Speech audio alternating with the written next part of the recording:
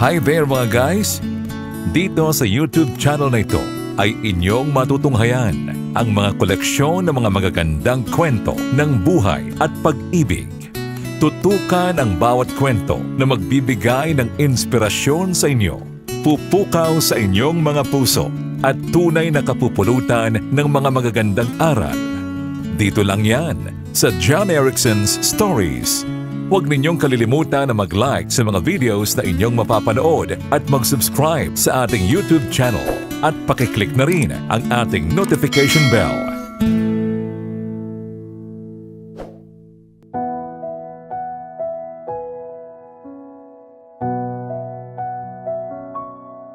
Hello, John! Una sa lahat ay nais ko kayong pasalamatan kung mapili man ang aking kwento. Itago na lang ninyo ako sa pangalang Zai, taga Batangas City. Sisimulan ko ang aking kwento nung ako ay 12 years old pa lamang. Simpleng babae lang ako dyan. Hindi kagandahan, hindi rin kaputian. Pero gayon pa man, ay marami ang mga lalaking nakakapansin sa akin. Siguro ay dahil sa simple lamang ako at palakaibigan. Grade 6 pa lang ako noon nang ma-realize ko na may nararamdaman ako sa kaibigan kong si Ernest. Patpatin si Ernest at hindi siya kagwapuhan. Magkasing age lang kami pero ahead siya sa akin dahil first year high school na siya, habang ako naman ay grade 6. Masasabi kong siya ang itinuturing ko na best friend, pero nauwi din sa aking first love. Yes, John, siya ang aking first love. Pero ayokong aminin ito sa kanya dahil natatakot ako. Baka kasi kaibigan lang ang turing niya sa akin at masaktan lang ako. Isa pa ay ayoko na masira ang pagkakaibigan namin. Hanggang sa dumating ang araw na kinatatakutan ko. Aalis na sina Ernest at sa Maynila na raw mag-aaral at doon na rin titira. Nalungkot ako dahil iiwan na ako ng best friend ko na lihim kong minamahal. Pero bago sila umalis, ay pinuntahan niya ako sa bahay. At isang bagay ang inamin niya sa akin. Mahal daw niya ako dyan. At matagal na raw siyang may gusto sa akin. Pero napakamanhid ko raw dahil bakit hindi ko raw iyon maramdaman. Natulala ako sa inamin niyang yun. Pero nang mag-sync sa akin ay bigla ko na lang siyang niyakap at sinabing mahal ko rin siya. Ang saya ko noon dyan dahil pareho pala kami ng nararamdaman. Kaya bago siya umalis ay nangako ako na hihintayin ko siya at nangako rin siya na hindi niya ako ipagpapalit sa ibang babae na makikilala niya sa Maynila. Nagtiwala ako sa kanya dyan dahil mahal ko siya. Naging maayos ang relasyon namin. Kahit wala kaming masyadong communication dahil wala pa akong cellphone noon. Hanggang sa bigyan ako ng cellphone ng aking kapatid. Ang saya-saya ko noon dahil lagi ko nang makakausap si Ernest. Kinuha ko ang number niya sa kanyang pinsan. Kaya mula noon ay lagi na kaming magkausap. Umabot kami ng 9 months at unti-unti ay nababawasan na ang oras ng pag-uusap namin at naging madalas na ang aming pag-aaway dahil na rin sa kakulangan ng time sa isa't isa. Pero kahit ganoon ay pinilit ko pa rin intindihin ang kanyang mga pagkukulang. Hanggang sa narinig ko ang balitang uuwi siya sa darating na bakasyon. Halos bilangin ko ang mga araw sa kalendaryo sa paghihintay sa kanya. Hanggang sa dumating na nga siya dyan. Agad ko siyang tinawagan at sinabing puntahan niya ako sa bahay. Pumunta naman siya pero hindi ko inaasahan na pupunta siya para makipaghiwalay na sa akin. Sinabi niya na may girlfriend na raw siya sa Maynila at mahal daw niya ito. Nagalit ako sa kanya ng husto dahil naging tapat ako sa kanya at naniwala ako na ako lang ang kanyang mahal. Mula noon ay hindi ko na siya kinausap pa. Nasira na ang relasyon namin, pati na ang aming friendship. Lumipas ang maraming buwan. First year high school ako noon nang makilala ko naman si Miggy. Mabait si Miggy sa akin. Lagi pa nga niya akong tinitreat tuwing break time at lunch. Napagkakamalan na nga kaming magkasintahan pero tinatawanan lang namin yun. Hanggang sa umamin siya sa akin na mahal daw niya ako at nais niya na manligaw sa akin. Gwapo si Miggy John. Tall, dark, and handsome. Athletic din siya at maraming babae ang nagkaka-crush sa kanya. Isa na doon ang aking kaibigang si Richie. Pareho kong kaibigan sina Richie at Miggy. Pero nang malaman ni Richie na may gusto sa akin si Miggy at nililigawan ako nito, ay nagalit siya sa akin. Sinabi niya na mang-aagaw daw ako. Madami naman daw nagkakagusto sa akin. Bakit daw si Miggy pa? I told her na wala kaming relasyon ni Miggy. Pero nagalit pa rin siya dahil pumayag daw ako na magpaligaw sa kanya. Sinabi ko na hindi ako pumayag dahil si Miggy mismo ang nagpupumilit na ligawan ako. Makalipas ang ilang linggo mula nang magkausap kami ni Richie. Mula noon ay hindi na niya ako kinakausap at lagi na lamang itong nagpaparinig at kung ano-ano pa. Hindi ko kinaya ang ginawa niyang iyon dyan kaya napaiyak na lamang ako. Ayoko kasi na magalit sa akin si Richie. Kaya tinapat ko na si Miggy at sinabi ko na tigilan na niya ang panliligaw sa akin at pabayaan na lang niya ako. O kaya ay manatili na lang kaming magkaibigan. Pero ayaw pa rin niyang magpaawat dyan. Mahal daw niya ako at titigil lamang daw siya kapag nagkaroon na ako ng ibang boyfriend. Kaya't wala na akong nagawa kundi ang hayaan na lang siya. Lumipas ang ilang buwan. Hindi ko inaasahan nakakausapin ako ni Richie. Umiyak siya sa aking harapan at nagmakaawa na ibigay ko na lamang si Miggy sa kanya. Naawa ako sa kanya dyan. Kaibigan ko siya pero hindi ko kayang ibigay sa kanya ang isang taong hindi ko naman pag-aari. Hindi naman siya isang bagay para ipamigay lang. Kaya sinigawan niya ako at sinabi na malandi raw ako at painosente. Narinig iyon ni PJ, classmate at kaibigan namin ni Miggy. Inawat niya si Richie. Pagkatapos ay umalis siya at iniwan kami ni PJ sa likod ng classroom. Sinabi ko sa kanya ang lahat dyan.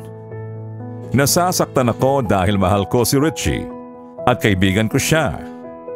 Kahit ganoon ang ginawa niya sa akin, ay hindi ko magawang magalit sa kanya. Nasasaktan lang siya dahil mahal niya si Miggy at kasalanan ko kung bakit siya nasasaktan.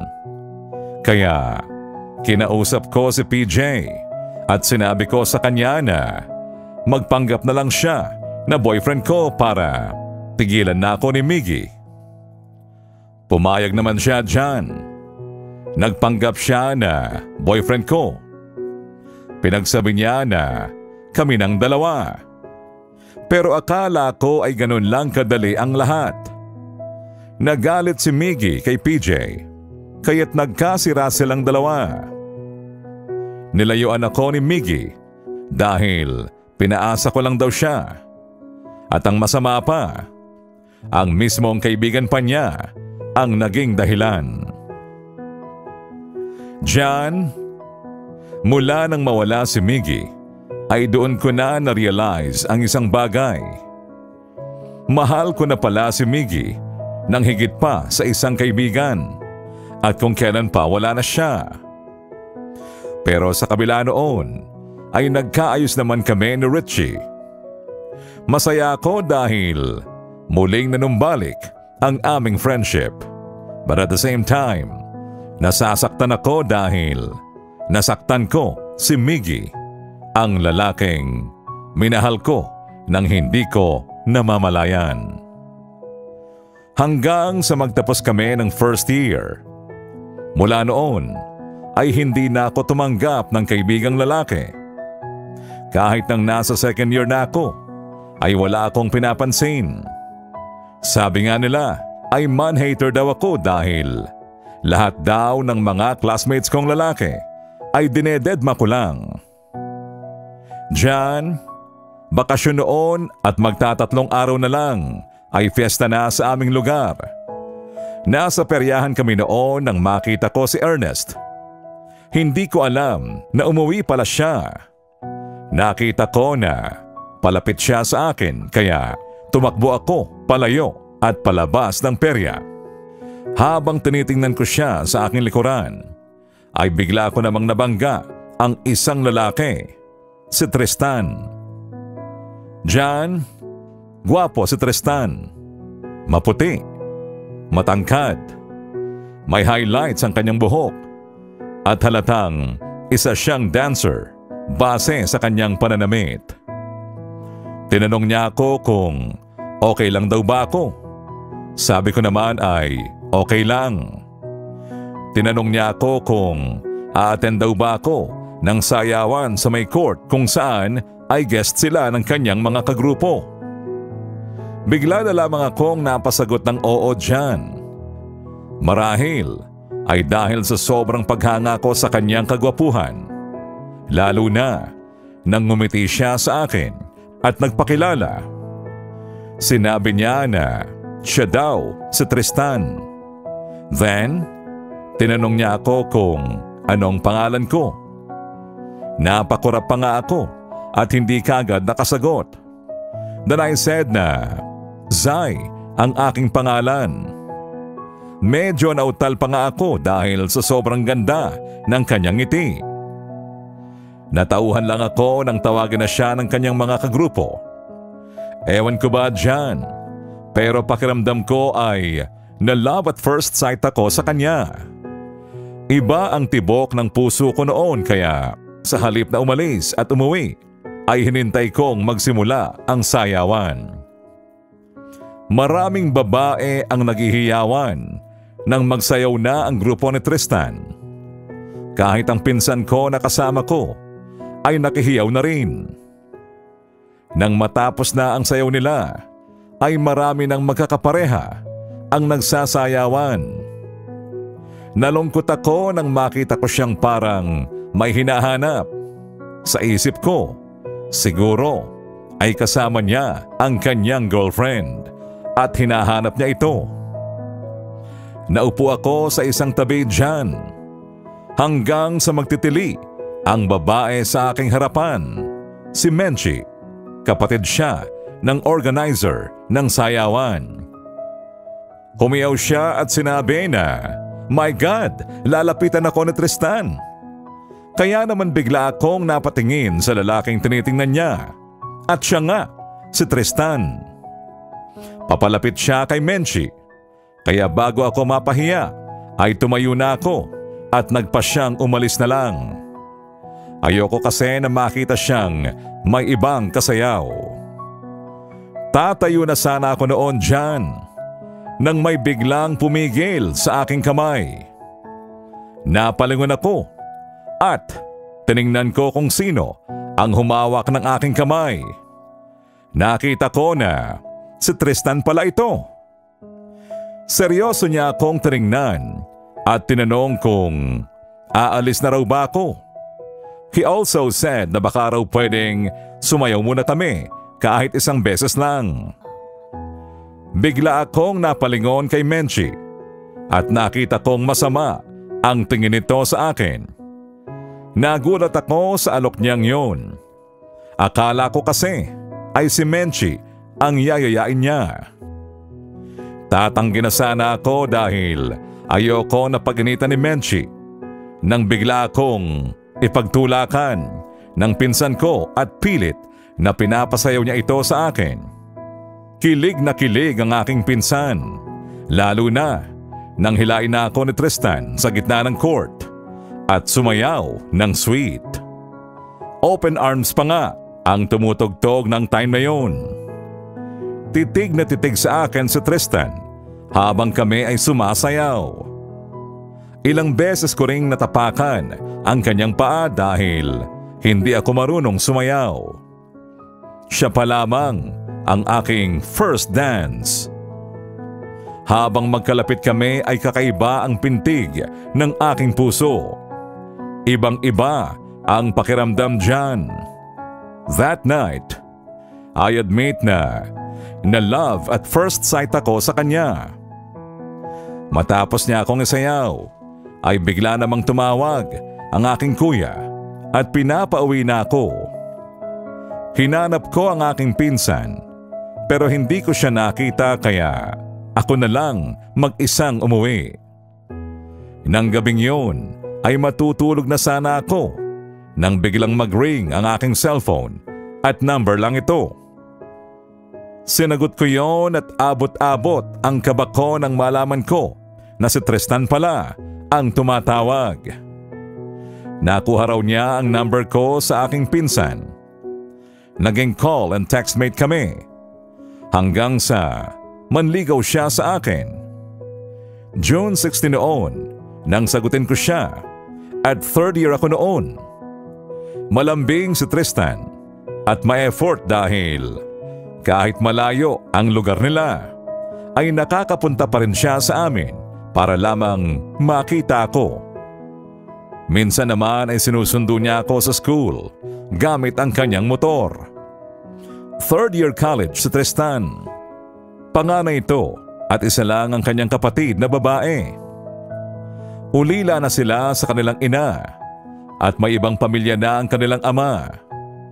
Tanging ang tita na lang nila ang nagpapaaral sa kanila. Kapag sinusundo niya ako ay lagi kaming kumakain sa labas. Minsan pa nga ay pinagpaalam niya ako sa aking ina na isama ako sa kanila sa Taal. Mabait ang pamilya ni Tristan, lalo na ang kanyang tita at kapatid, pati na rin ang kanyang pinsan.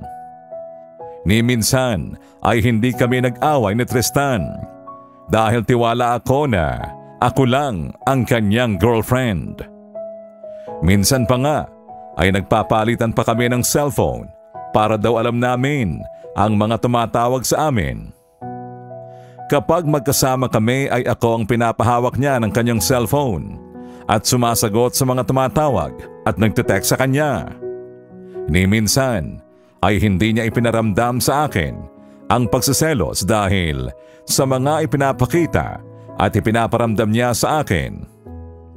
Tumagal kami ng 4 months hanggang sa nagulat na lang ako nang may isang bading ang sumugod sa akin sa school. Apple ang kanyang pangalan at mukha siyang mataray. Nasa pathway kami ng school at doon kami nag-usap.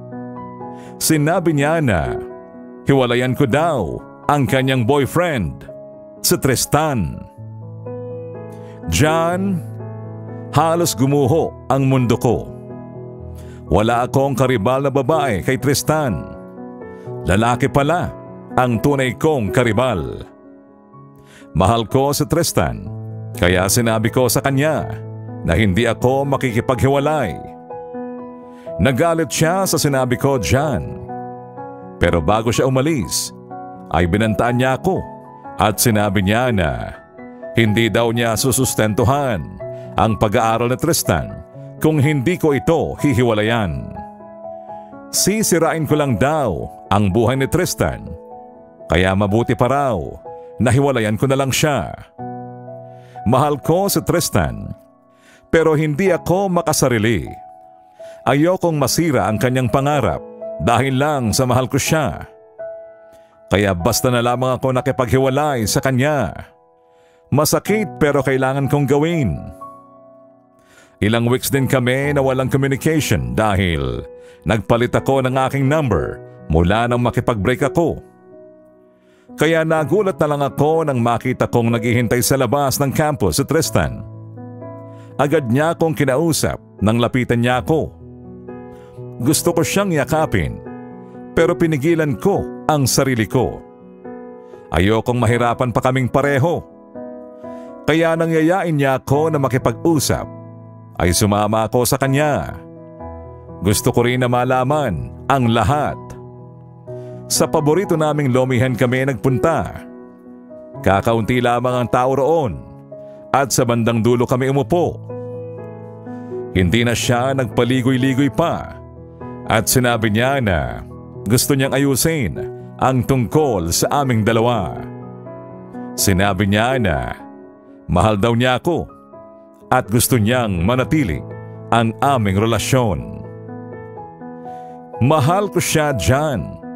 Kaya sinabi ko ang lahat ng tungkol sa mga sinabi sa akin ni Apple at ang tungkol sa relasyon nilang dalawa. Hindi siya tumanggi nang sabihin ko yon. Totoo nga ang lahat. Karelasyon niya ang bading na yon. Pinigilan ko ang aking sarili sa pag-iyak. Lalo na nang tanungin ko siya kung sino ang mahal niya sa aming dalawa ni Apple. Sinabi niya na ako daw ang mahal niya, pero kailangan niya si Apple. Nasaktan ako sa narinig kong yon. Mahal lang niya ako pero hindi ako ang kailangan niya. Kaya minabuti ko na tapusin na ang lahat sa amin. Pero hindi siya pumayag. Sinabi ko na, mahal mo ko pero hindi ako ang kailangan mo. Kaya mo kong mawala pero hindi si Apple. Then, sinabi niya na hindi rin daw niya kaya na mawala ako. Pero ayokong maging pangalawa dyan. Kaya kahit na masakit at ayaw niya, ay tinapos ko na ang aming relasyon. Pagkatapos ay patakbo akong umalis sa lugar na yon at sumakay ng jeep pauwi. Mula ng araw na yon ay hindi ko na hinawakan pa ang aking cellphone. Lumipas pa ang ilang buwan at wala na akong nabalitaan pa tungkol kay Tristan. Hanggang sa makareceive ang pinsan ko ng text mula kay Tristan. Magpapasko noon at sinabi sa akin ng pinsan ko na nakipaghiwalay na raw si Tristan kay Apple. At pupuntahan daw ako ni Tristan ng araw na yon. Aminin ko na sobrang saya ko, lalo na nang mabasa ko ang text nito sa aking pinsan. Hindi daw kaya ni Tristan na mawala ako kaya nakipaghiwalay raw siya kay Apple. Nang araw ding yon ay naghintay ako sa kanya. Hanggang sa inabot na ng gabi ay wala pa ring Tristan na dumarating. Umasa na naman ako dyan. Umasa ako sa wala. Pero sadyang tanga yata ako dahil sinabi ko sa aking sarili na maghihintay pa rin ako kay Tristan hanggang 1 linggo bago magpasko. Pero nagdaan ang Pasko at bagong taon ay wala pa rin Tristan ang nagpakita sa akin. Ni text ay wala akong natanggap mula sa kanya at hindi na rin makontak ang kanyang number. Kaya nagalit ako ng husto kay Tristan. Hiniling ko na sana ay hindi na kami magkita pa kahit kailan. Mula noon ay hindi na ako nagseryoso. Nagkaroon ako ng pagbabago at naging playgirl ako para lamang makalimot. Nag-boyfriend ako ng hindi lang 1 o 2, kundi 3. Ayoko lang na magmahal muli at masaktan, kaya ako na lang ang nakipaglaro. Aaminin ko na buong taon akong naging ganoon hanggang sa mag-4th year ako at nakasama sa varsity ng school unit namin noon at naghahanda kami para sa provincial na laban. May ibang mga taga-school kaming nakakasama sa isang building kung saan kami nagmi-meet ng aming coach. Magsisimula na noon ang laban nang may tumawag sa aking pangalan. Si Linsen, pinsan siya ni Tristan. Lumapit ito sa akin at nangumusta. Hindi ko napigilan na magtanong sa kanya tungkol kay Tristan at sinabi ko na kumusta na ito. Hindi siya kaagad nakasagot at bigla na lamang itong nalungkot. Pagkatapos ay sinabi niya na wala na si Tristan. Bigla akong naguluhan sa kanyang sinabi. Parang natatakot ako na marinig ang kanyang mga sasabihin. I said na, anong wala? Saan siya nagpunta? Kabadong-kabado ako that time at parang there's something wrong with Linsen kaya pinilit ko siya na magsalita. John, ganoon na lang ang panlalambot at panghihina ko nang sabihin niya na wala na daw si Tristan at mag-iisang taon na itong patay. John, wala na akong pakialam sa paligid ko ng mga sandaling yon at napaupo na lamang ako sa sahig at humagulgol sa pag-iyak. Sobrang sakit ang naramdaman ko nang malaman ko ang balitang yon.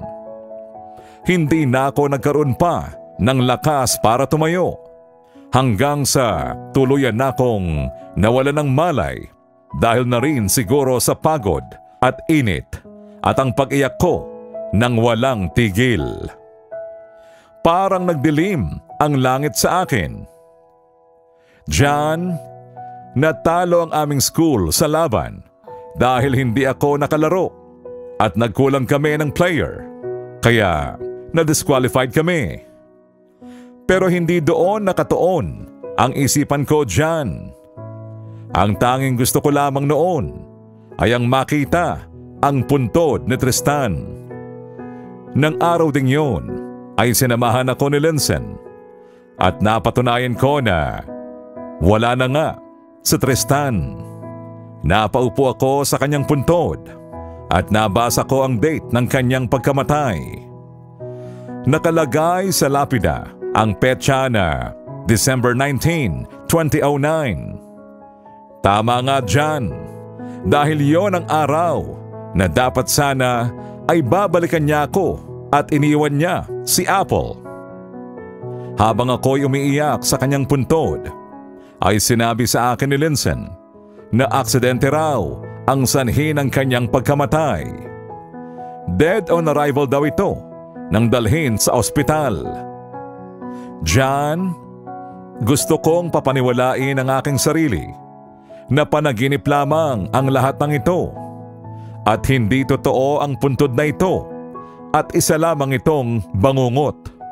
Pero hindi, John. Kaya sobrang sakit at sinisisi ko ang aking sarili sa kanyang pagkamatay. Kung hindi sana siya nagpasya na puntahan ako, ay hindi sana siya mamamatay. Mas matatanggap ko pa na buhay siya at nasa piling ni Apple at masaya kesa sa makita ko ang pangalan niya na nakaukit sa lapida. Wala na si Tristan at hindi ko na siya makikita pa. Mula noon ay naging malulungkutin na ako. Ilang beses ko ring binalak na magpakamatay. Nag-overdose ako ng gamot at naglaslas din ng pulso, pero lagi akong nakikita ni inay at dinadala sa ospital. Napabayaan ko ang aking pag-aaral hanggang sa kausapin ako ng aking advisor. At doon ay hindi ko napigilan ang mapaluha sa kanyang harapan. Sinabi ko sa kanya ang lahat dyan. Akala ko ay pagagalitan niya ako, pero sa halip ay niyakap niya ako at pinayuhan na ayusin ko ang aking buhay dahil hindi daw magugustuhan iyon ni Tristan. Kaya't mula noon ay inayos ko na ang aking sarili hanggang sa makagraduate na ako. Sa bawat free time ko ay lagi akong nagpupunta sa kanyang puntod. Binago ko ang aking sarili. Mas pinili ko na lamang na huwag makisalamuha sa mga tao. Nasabi ko sa aking sarili na wala na akong iba pang mamahalin maliban kay Tristan.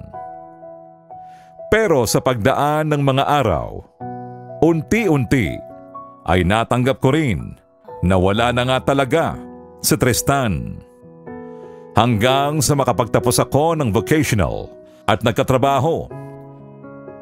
3 taon akong walang kaibigan o ine-entertain ng mga manliligaw dahil kahit natanggap ko na wala na si Tristan, ay hindi pa rin ako nilulubayan ng kanyang alaala. Hanggang sa makilala ko naman si RV, workmate ko, at mabait siya sa akin kahit na sinusupladahan ko siya. Hanggang sa nanligaw din siya sa akin. Makulit siya dyan at ayaw magpaawat. Pagkatapos ay sinabihan ako ng pinsan ko na bakit hindi ko raw subukan na muling makipagrelasyon. Kaya naman sinubukan kong muling makipagrelasyon dyan. Pagkatapos ng 3 buwan ng kanyang panliligaw sa akin, ay sinagot ko na siya. Pero hindi ko pwedeng sabihin na mahal ko siya dyan dahil may mga kilos siya na nagpapaalala sa akin kay Tristan.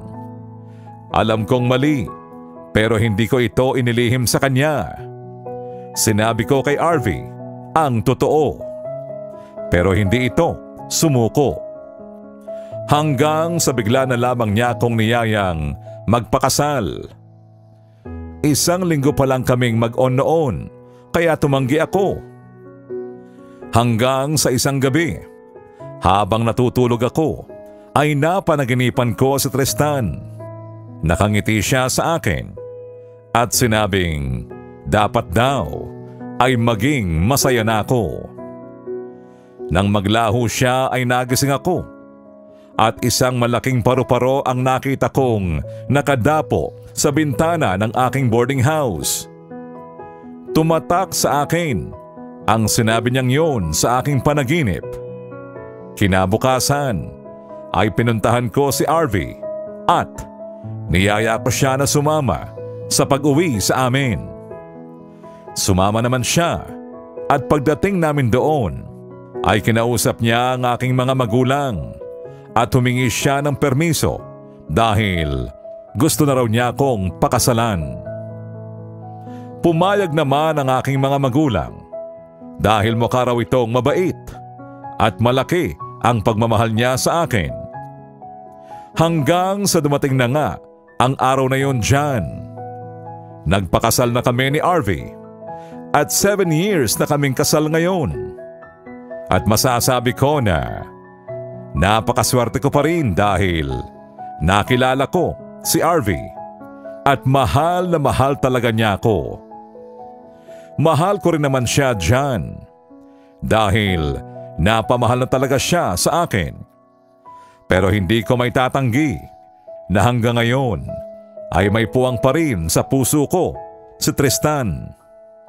At tanggap naman iyon ang aking asawa. Minsan pa nga ay sinasamahan pa niya ako sa pagdalaw sa puntod ni Tristan. Kaya't masasabi ko na napakaswerte ko sa aking asawa. John, I can say na may mga tao talagang darating sa buhay natin hindi para makasama natin hanggang sa huli, kundi para turuan tayong magmahal muli at magkaroon ng pagpapahalaga sa mga bagay na meron tayo. Yan ang aking natutunan sa aking naging karanasan sa pag-ibig. At dito na nagtatapos ang aking kwento dyan. Maraming salamat sa pagbasa ninyo sa aking liham. Sana'y naibigan nyo ito at more power sa inyong malaganap na channel. Sincerely yours, Zai.